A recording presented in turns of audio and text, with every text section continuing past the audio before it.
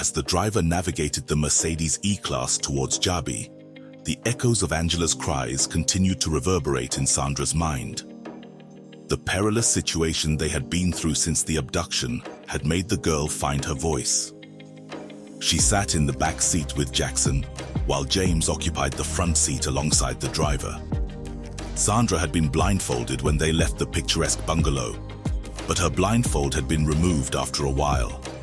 Despite this, she was certain they were still within the vicinity of Utako or Jabi, judging by the distance they had traveled before the blindfold came off.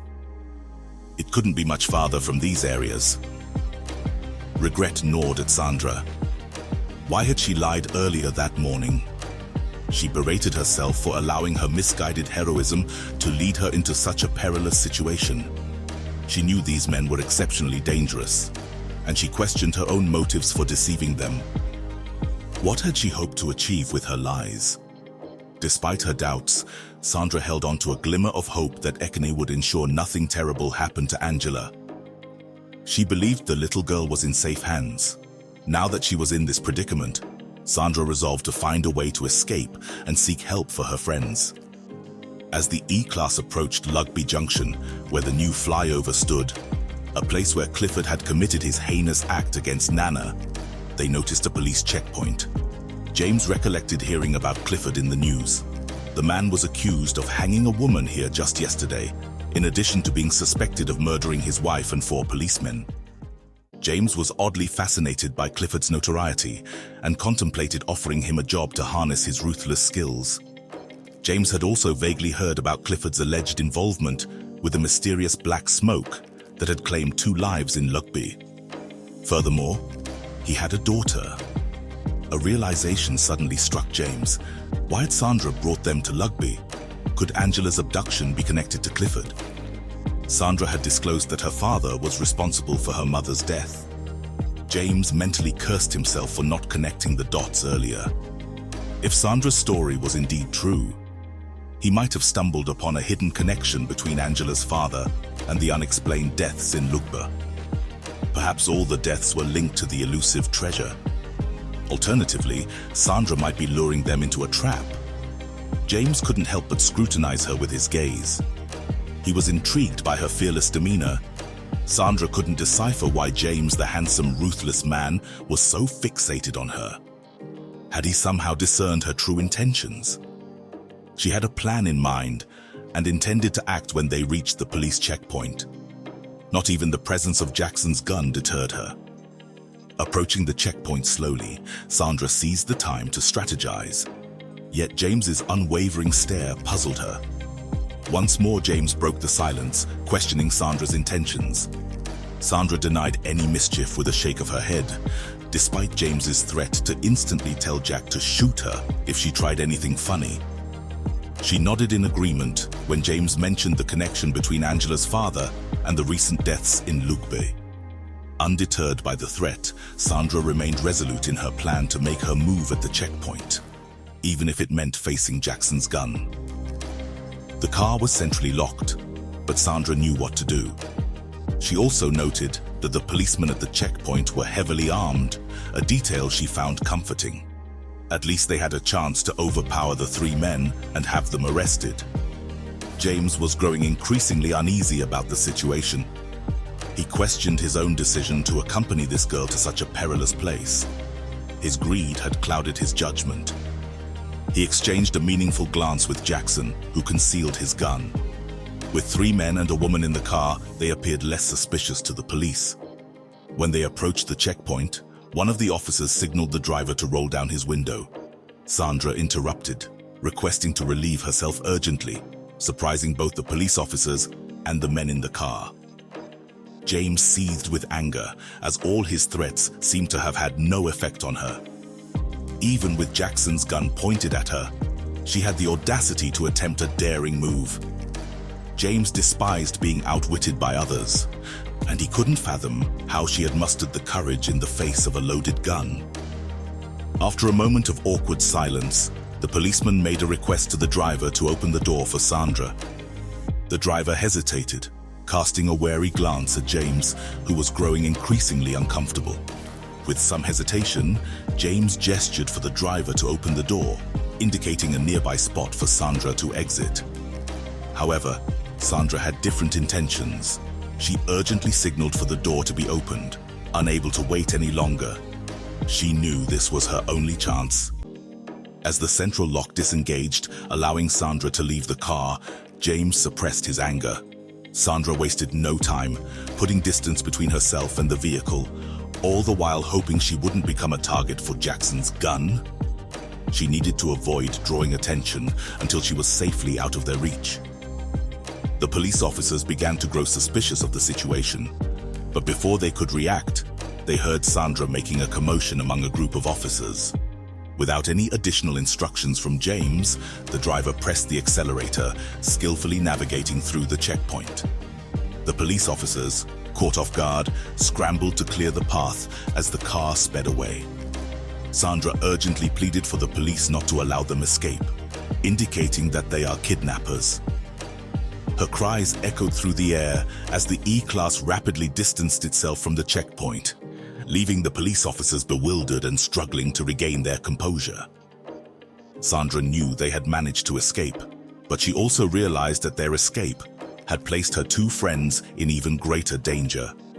She urgently conveyed her intention to speak with Inspector Lucky to the police officers, fearing for her friend's safety. The grim reality was that she had no knowledge of the actual location where her friends had been held captive since the previous day. Back at James's house, Ekene realized that his only chance was to escape. With two men around, he needed to be strategic and avoid any mistakes that could jeopardize Angela's safety. He couldn't explain why, but he felt a strong protective urge towards the little girl ever since he first saw her 2 days ago. Her resilience, despite her troubled past, had ignited a brotherly affection within him. He believed it was his duty to ensure she had a chance at a better life, one that had eluded her for so long. Thoughts swirled in Ekene's mind. What would happen to Sandra? What was her plan? And would she return unharmed?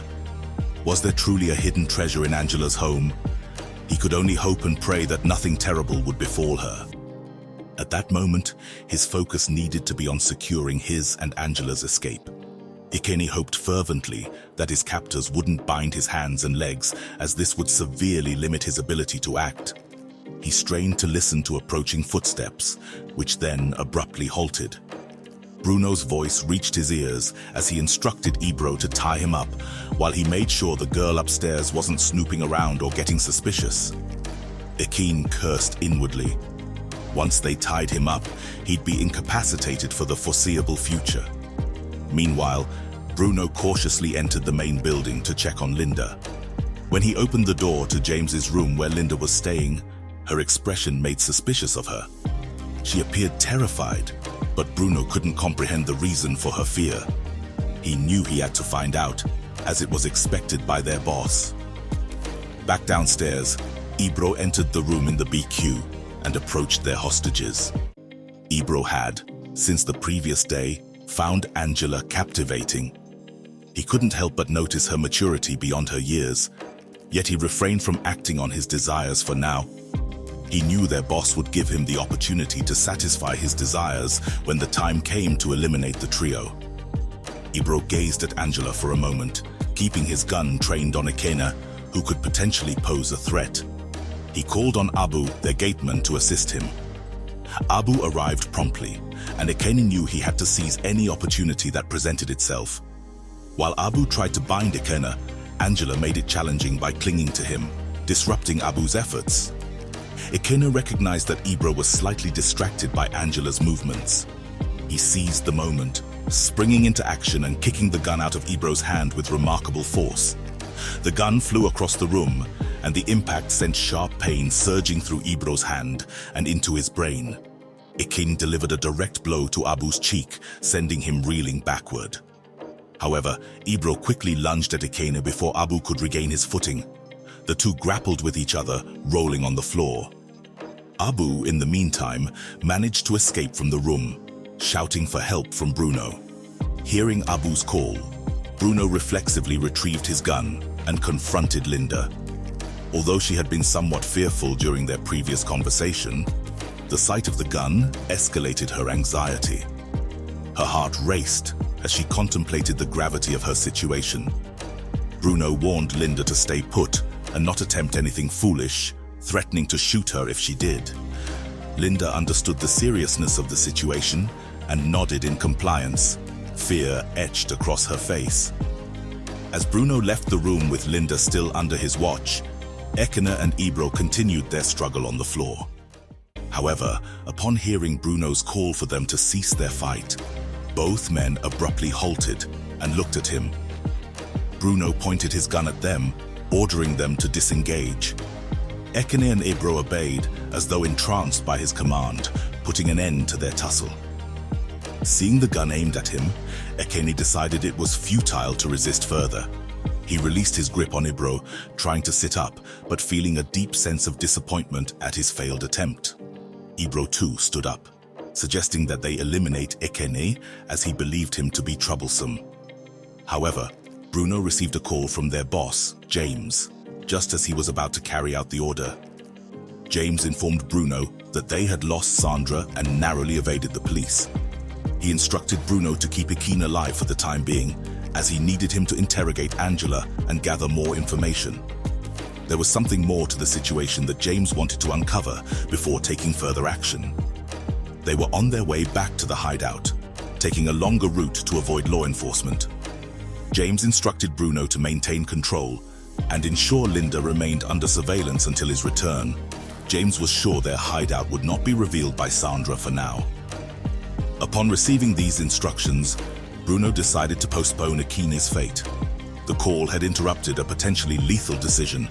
Bruno ended the call and immediately directed Abu to secure Ekene with ropes. Then, he went upstairs to confirm that Linda remained under watch.